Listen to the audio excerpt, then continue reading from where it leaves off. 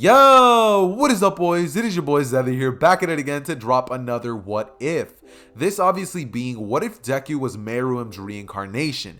And before the video actually does get started, I just have two quick announcements.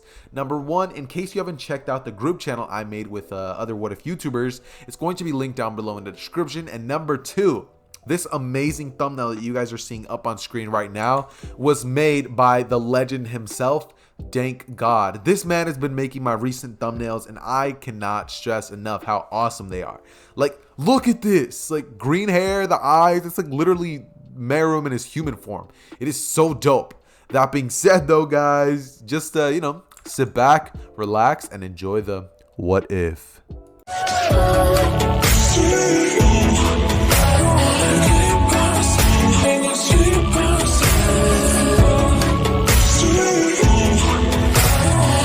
Okay, so we start our story off when Deku was born. See, this version of Deku isn't going to be like our original canonical canon self. This one, seeing as he's the reincarnation of Meruem, is going to be born a lot different. When Deku's born, the doctors and everybody around Deku can just feel a weird aura off of Deku. See, immediately they can tell that Deku isn't like any of the other kids that have ever, basically been born here. Everything's different for this kid. See, for some reason, they just feel a sort of aura of power coming off him. And when Deku was born, he didn't cry. Growing up, Deku learned things extremely fast, and he just had a talent for learning things and having a real aptitude for just being a genius overall. By the age of 4 years old, Deku already had Nezu's level of intellect due to the fact that Deku spent his early years, instead of being a little kid like any of the other ones and just being, mindlessly playing with toys or tablets or stuff like that, Deku learned how to talk even earlier than any normal kid would. He would have learned how to read faster, and he would have ended up doing research, reading books, gaining as much knowledge as he could physically get. And by this point of the 4 years old, he already had Nezu's level of intellect. So by the time that he got to preschool and he finally met Bakugo, when Bakugo tried to act as if he was superior by reading, things and stuff like that, Deku would honestly just show up Bakugo in every single way, shape, and form when it comes to, just simple intellect. Bakugo would think that he was the smartest, but every time that he would do something, Deku would just show him up. Anytime that the teacher would ask a problem such as, hey kids, can any of you guys tell me what this problem equals? Bakugo would just be like, oh yeah, it's this. And then the teacher would ask something even harder and Deku would immediately just be like, yeah, that's pretty easy. Come on now. And he would just answer these questions honestly just incredibly fast. Deku would be way different than any normal kid, and that's putting it lightly. Deku would spend, the next couple of years just kind of staying out of Bakugo's ways, and Bakugo would just feel as if Deku was a little weird. Reason that Bakugo felt this way is because one day Bakugo tried to fight Deku, but when he did, Deku didn't have a normal reaction that he was expecting. It was at this point, after Bakugo had unlocked his quirk, Deku never seemed to praise Bakugo or never seemed to feel amazed by his quirk. And Bakugo always wondered if it was because he had a better quirk than him or if it was just because, he just felt he was better than him. Bakugo could never wrap his finger around Deku. And that's something that always irked Bakugo. However, one day when he did try to step it to Deku, Deku responded in a very calm way. When Bakugo went up to Deku and he was like, hey Deku, how about you show off that little quirk of yours? If you think you're so high and mighty, let's see what your quirk is. Deku would have literally just been reading a book and he would close it as he would look towards Bakugo and just say, I don't have one. Bakugo would look towards Deku as he would say, what? You don't even have a quirk? And you think you're better than me, Deku? As Deku would look towards, Bakugo would look towards Deku and laugh. As Deku would look towards Bakugo and say, I don't think I'm better than you, Bakugo. I know I'm better. Bakugo would look towards Deku and give him a little bit of a weird, angry but confused stare as, he kind of just glares at Deku, and it's at this point that Deku just walks away from him. After that day, Deku kind of just stood out of Bakugo's way, and so did Bakugo. They kind of mutually agreed to kind of just get out of each other's ways, and when Deku would see the bullying go around him, Deku would have a little bit of a weird perspective on things. He would wonder why these kids just let it happen instead of using their little quirks, as people call it, to defend themselves. Deku would really only respect and view the certain people who, can actually tell him what to do, being his parents. And Deku would grow up a lot different than the original canonical version of Deku. See, by the time that Deku was 10 years old, he had already gathered a mass amount of knowledge. If you guys thought that Nezu level intellect was something, now he basically got that by the time he's 10 years old. Imagine that times 10. Deku is now literal a super genius. Like, he literally has brainiac levels of intelligence, and that is off of just studying. And by this point, he knows all there is to know in terms of, the world, but now he wants to know more. But since he can't, he decided that now he's finally going to focus on his physical stats, seeing as Deku never thought that he needed to do that. Deku, even though he never had tried to fight, he just knew that he had a resting power within him. He knew that he had a power within him that could not be tamed. And he's very right at that. Deku would proceed to basically start trying to train in martial arts. He would have asked his mom if she could write him up for karate, and by the first week of being in the class, Deku would have mastered each and every single form of karate, as well as defeating his master in combat. He would then take boxing, kickboxing, taekwondo, just jujitsu, any little martial arts form that you can think of. Deku would end up taking it and mastering it in record-breaking time. And it's at this point that Deku just kind of spent the next 5 years up until the day of the Sludge Villain just kind of perfecting his craft. He would kind of be taking in knowledge, and at this point, Deku would realize that, heroes and villains are not really in the way that people all view everything. It's not just black and white. It's more of a gray area. Not all bad people are bad, because he's stopped a couple of criminals before, and for some reason they just didn't give off an evil aura. And it's at this point that Deku starts realizing things about the world. The world that he lives in is tainted, and it's Deku's mission to change that. But how's he gonna change it? It's not like he's just gonna go around and rule everything with an iron fist. There has to be some way to influence people. And that's when Deku finally realizes that the easiest way to influence things is to become somebody like the symbol of peace, All Might. All Might seems to have a giant influence, even though he's not somebody of real importance. He's just some hero who everybody idolizes. And that is when Deku would realize what he has to do. He needs to become a pro hero, somebody fit to call himself the number one. And Deku would, after realizing this, would basically just keep waiting, as he would, just realize that he's probably going to have to go to UA if he wants to accomplish that goal. And this is when Deku would proceed to essentially just grow up as normal. He'd kind of just keep learning more and more stuff and keep doing more martial arts, more ways of fighting. He would have also ended up working on his physical strength, seeing as Meruem was born as a literal monster. Like, his strength, speed, intelligence, stamina, it was off the charts. It's just not, it's inhumane. But makes sense seeing as he's a chimera ant. But this version of Deku is a human. And this is when things will slowly start to change.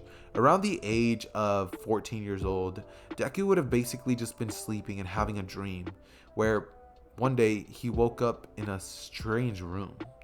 He would wake up, and it's immediately when Deku would start to take in his surroundings and actually start to question where he is, when he would see a creature, not a man, but sort of humanoid being, walk up to him. Deku wouldn't even be on his guard, seeing as he doesn't deem it as a threat. He doesn't feel any malicious intent coming off of it. And Deku would just continue to ask, "What are you doing here?" The strange figure would reveal itself, and it would be Meruem in the flesh. Deku would see this, and this is when Meruem would sit down to Deku, as he would say, "Hey." Deku would look at him as he would sit down in the same position, and he would then proceed to ask him who he is. Why does he feel so familiar? Meruem at this point would begin to explain to Deku that they are one and the same. Deku would look at Meruem as he immediately just questions what he means by they are one and the same.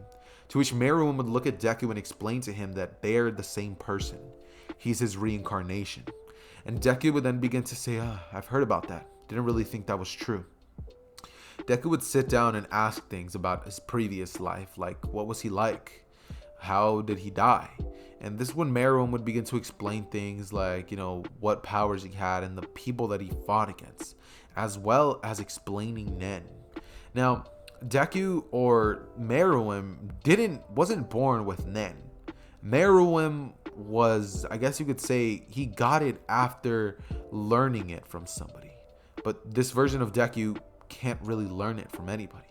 And Meruem can't really just teach it because, Meruem has to visibly like see it in the real world, not just some dreamland where he can like practice in there or something like that. And, Deku would start to be explained what the principles of Nen is and all that stuff. And Deku would basically start trying to understand what, this Nen's concept is. Deku would start going around trying to find some books after this day, and he never found a thing. There was not a single trace of Nen. It seems that he lived in a different reality where Nen just didn't exist. Deku would contemplate this thought, and he would just think that, Nen isn't really that necessary. He can rely on nothing but his physical strength and intellect to get by within this world. I mean, these people are simpletons. What would they know? Deku would proceed to basically just look around, as this is when we're now finally going to have a time skip to the day of the sludge villain. Deku would be in the back of the class, which he's kind of just relaxing, and this is when the teacher would walk inside telling everybody that, they're going to become heroes. As he would throw the papers in the air, everybody would start agreeing, as well they would begin to all just kind of talk about, who's going to be a hero. Bakugo would get on the desk and do his normal bravado where he tells everybody that he's going to be the future #1. Somebody even better than All Might.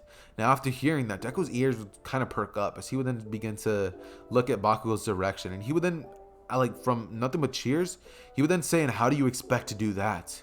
Your quirk is mediocre at best. The only reason you seem to be the strongest is because you've never ever had any real competition." And Bakugo, after hearing that, would turn at Deku's direction as he would say, "What was that, you quirkless bastard?" Deku would look towards Bakugo as he wouldn't say another word, and he would just kind of stare at Bakugo. As Bakugo looks at Deku, he would basically try to intimidate Deku, but he would see that Deku is completely unfazed. Bakugo would explode his desk, and Deku would just look towards Bakugo's direction, as in a split second Deku would grab Bakugo's wrist and break it. As Bakugo would scream out in pain, the teacher would say, "Deku, what are you?" As Deku would say, "He struck me first, therefore he initiated this. So if you're going to get anybody in trouble, it better be Bakugo. I'm going to be leaving now." As the teacher would basically just be like, and Deku would literally just leave the room. It's at this point that Deku would essentially proceed to kind of just be chilling, as Deku would literally just look around and he would go home. He would take the same path that our original Deku would do, where he would basically be attacked by the sludge villain, but before the sludge villain could do a thing, Deku would turn around and immediately just kick at the air before the sludge villain even had a chance, and the wind pressure created from that would have been more than enough to send the sludge villain flying, spreading to pieces. As Deku would walk over to the sludge villain, he would say what were his intentions. As the sludge villain would look at Deku and say, "Give me your body, kid." Deku would immediately be like, "I figured. You're one of those villains, aren't you?"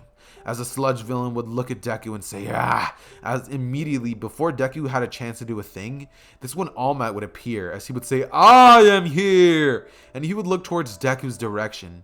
As Deku would look at All Might, he would then see as All Might basically throws a punch at the sludge villain, and he didn't even see that Deku was there, so he would actually almost send Deku flying back if it wasn't for Deku's just incredible strength. Deku would hold his ground and not budge. The only thing that really moves in the wind is his clothes. At this point, Deku would be looking exactly like what you guys see in the thumbnail, basically a humanoid version of Meruem. And it's at this point that All Might would look towards Deku, as he would basically ask him if he was there the whole time. Deku would say he was, and that punch was definitely something. But if he wished to get the maximum results for throwing that type of hit, he would have ended up basically looking towards All Might, as he would throw a hit similar to what All Might did, but he would do it in a more finesse-filled way, and he would put even more strength to back up the punch. After All Might sees this, he would say, "Whoa, kid, you really do pack a haymaker." As Deku would just look at All Might and say, "Yeah. So yeah, if you want to, get the most power out of that hit, it's better if you throw it like this." As All Might would take that into consideration, he would then thank Deku, and this is when Deku would basically just say, "All right, I'll be going now." As All Might would proceed to basically look at Deku and just be like, "Yeah, kid, you do that." Deku would stop All Might before he can go, and he would try to ask him something, but All Might would say that he has to go. As this is when Deku would look towards All Might's direction, and he would literally see as All Might would jump off. Deku, though he wanted to know the answer to his question, he would kind of just think, should he follow him or should he just let All Might go? And at the end of the day, he would decide that, you know what, he needs to have his question answered. He would jump alongside of All Might, as All Might would be thinking that he was all alone in the air. He would then see that the kid that he literally just left by back there was like right beside him. And Deku would then be like, hey, I need to ask you something.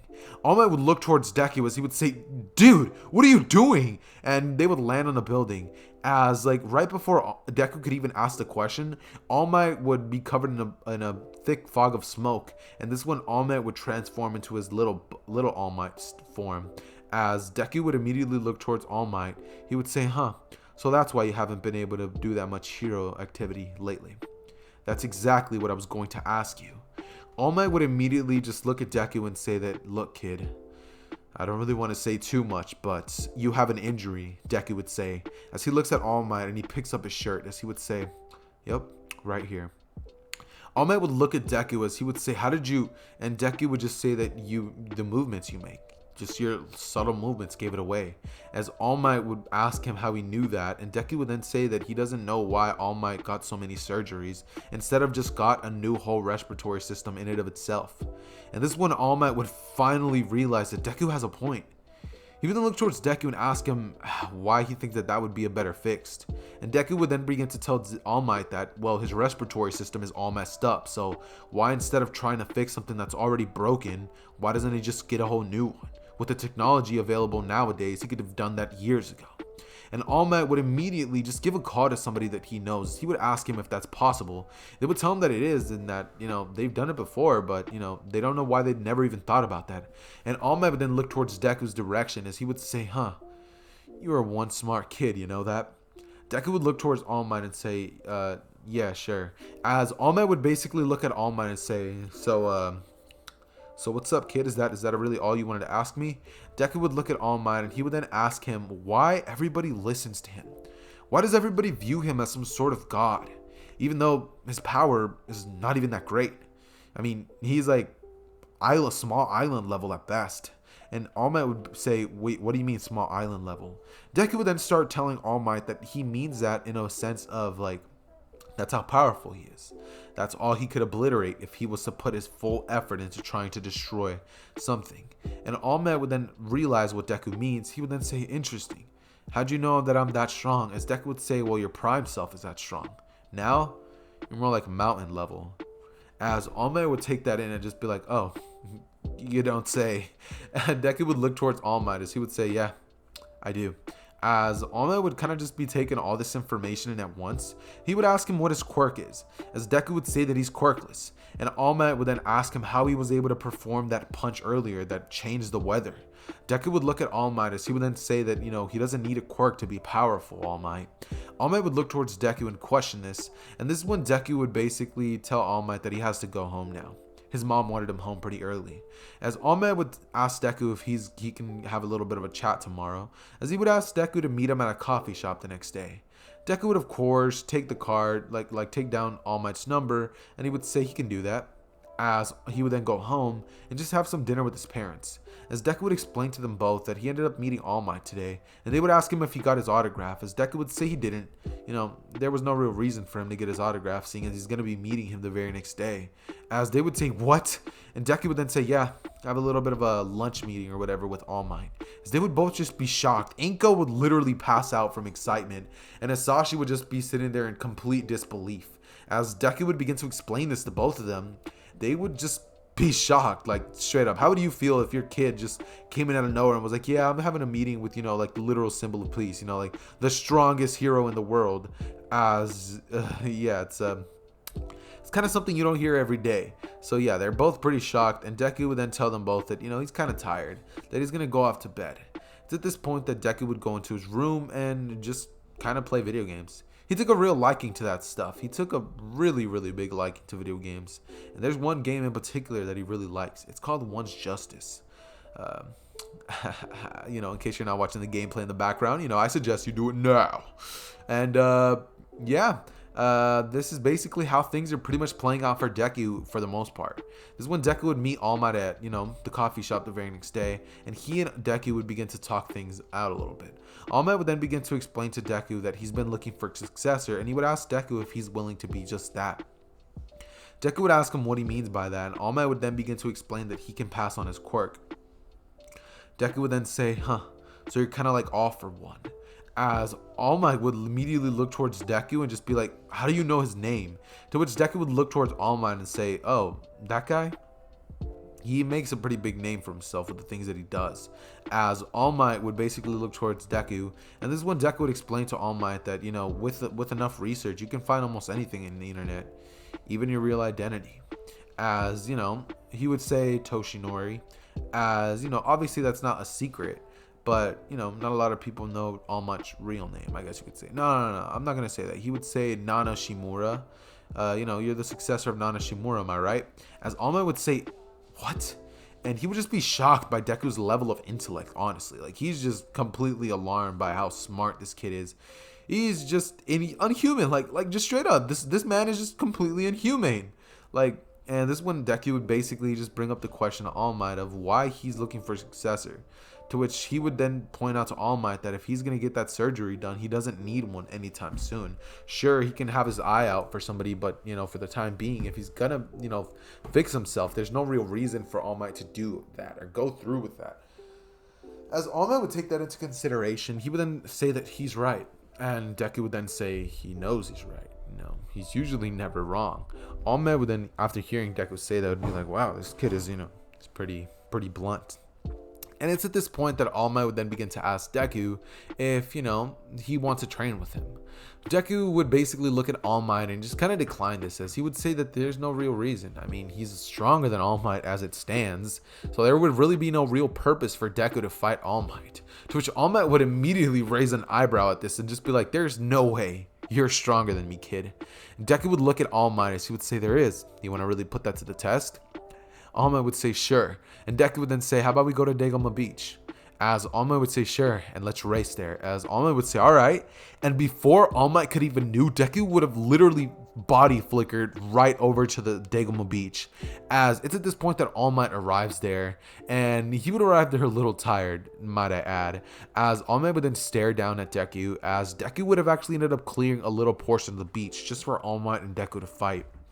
As All Might would see that Deku ended up clearing the same amount of beach area that Deku cleaned in the 10 months, just in a matter of minutes. As All Might would just be shocked by the sheer speed of this kid, and he would be sweating bullets, thinking that maybe this kid is stronger than me. All Might would put that to the back of his head, and this is when Deku would look towards All Might's direction, as he would say, you ready? As All Might would say he is. But before the battle could have even started, Deku would blitz over to All Might's direction as he would hit 5 pressure points on All Might's chest. And All Might would literally drop like a bag of potatoes. It's just on sight. All Might would have been blitzed, tapped in 5 places in the way that Tai Lung did in the Kung Fu Panda movies, if you guys have even seen those. See, because I'm pretty sure a lot of people that clicked on this video were Hunter x Hunter, fans. So yeah, anybody who's a Hunter x Hunter fan, glad to have you here. Make sure you hit that subscribe button. Just a little bit of a, promo for myself, I guess you could say. After that, All Might would wake up after All Might, kind of hits another couple pressure points to wake him up. All Might would then wake up as he starts breathing heavily, and he asks that kid how he's so strong. What does he use?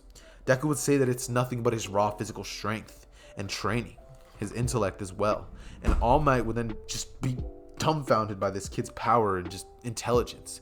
He would set up a meeting with Nezu, and he would ask Deku if, he's aware who Principal Nezu is. As Deku would say that he is, he would look towards All Might, as he would say, so I finally get to meet the famed Nezu. All Might would say he sure does, and he would then say to meet him at UA the very next day. He can set something up for them to talk. As, Deku would basically meet Principal Nezu the very next day, and Deku would then go into the principal's office, honestly. He literally walk up in there with All Might after All Might picked them up in a car, and they would both meet, Nezu inside of his office. As soon as they sit down, Nezu would say, Midoriya, I've heard a lot about you. He would say, sit down. Do you wish to have some tea? As Deku would look towards Nezu's direction, he'd say, sure, I'll have some tea. As Nezu would say, perfect. He would pour some tea for Deku, and it's immediately when Deku's like, this is incredible. How do you make this? Nezu would give him the recipe, and he would say, fairly simple. As he would basically proceed to talk with Nezu, and this is when Nezu would actually ask Deku if he wants to play shogi with him. As Deku would literally look towards Nezu and say sure, as they would both literally get in a game of shogi, which Deku just completely and utterly destroys Nezu. At this point, Nezu's literally never been beaten that, and Deku just did it with no effort, or minimal effort, I guess you could say. And after that point, Nezu would ask Deku if he wants to come to UA. As Deku would say that is the plan, he wants to become the symbol of peace. Nezu would ask Deku why that is, and Deku would then begin to explain his philosophy as well as reasoning. This world seems kind of corrupt, twisted. Many heroes around these days are complete fakes. They do it for nothing but the money, the fame, the glory. It's been far gone. The only true heroes that are around nowadays are people like All Might. And even then, he's not exactly an exemplary hero, I guess you could say. As Nezu would look towards Deku, and he would start laughing as he would say, you can say that again, as he'd begin to have a little bit of a smart conversation with Nezu. They would both start talking about things as well, such as society and heroes and villains and just the humans overall. As Nezu would finally be able to talk to somebody about this without feeling as if he's talking down on a human. For some reason, Deku just doesn't give the same aura as normal people. And Deku would then say that, well, he is the reincarnation of a chimera ant, to which Nezu would ask what that is. Deku would then say it's nothing, and he would then begin to look towards Nezu, as Nezu would say, well, looks like this video's been long enough. I think that this is a pretty good place to leave it off. Deku would look at Nezu as he would say, really? It is? And, Nezu would then look at you guys. Yeah, you guys. I'm talking to you.